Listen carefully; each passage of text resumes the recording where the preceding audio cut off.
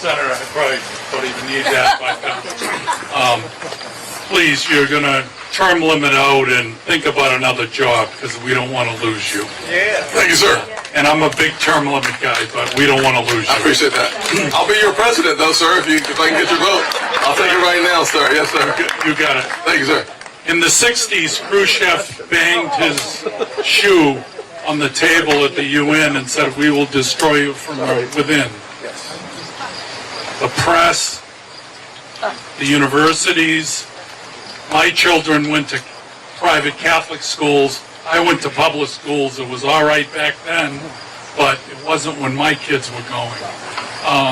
You mentioned the, let's have some plumbers and some electricians as opposed to how do we stop this?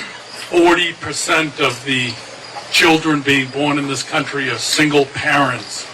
It is going, now you can't even send your child to elementary school without some crazy union teacher teaching her that that building's purple, not red. Yes, sir.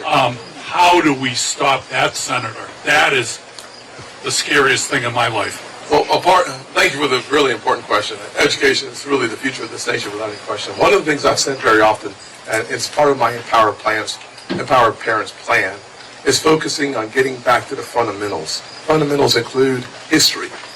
Only 14% of kids in America understand history at their grade level. 14%. I don't know if it's 14% have an appreciation for civics in schools today. We are, Og said in his cartoon, we have met the enemy and he's me, or something like that. It's the same concept.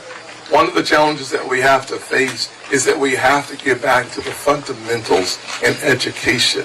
We cannot afford to have a focus anywhere else. And if we do that, I think we'll have our kids better equipped. But there are problems that the government doesn't fix.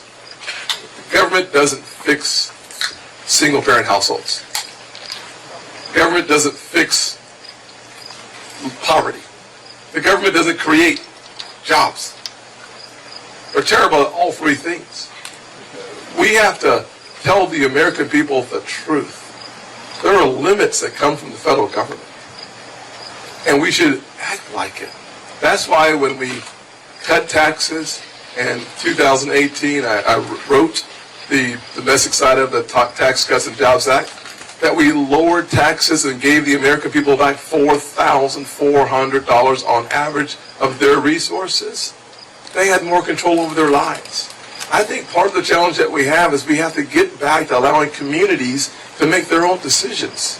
And I would love to make the tax code more fair. I would love to make sure that when a young lady is pregnant, that the child tax credit starts when she's pregnant and moves forward. I want to make sure that our tax code doesn't have marriage penalties embedded into it. I want to make sure that we have more encouragement, more incentives that we can embed into our system to encourage and promote family.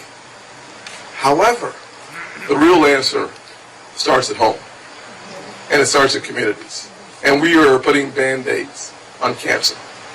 We've got to ask people, encourage people to be responsible citizens and recognizing through civics and history, the course of history proves that 300 million people across the world lost their lives to communism. Free markets flourish, and we redefine poverty around the world.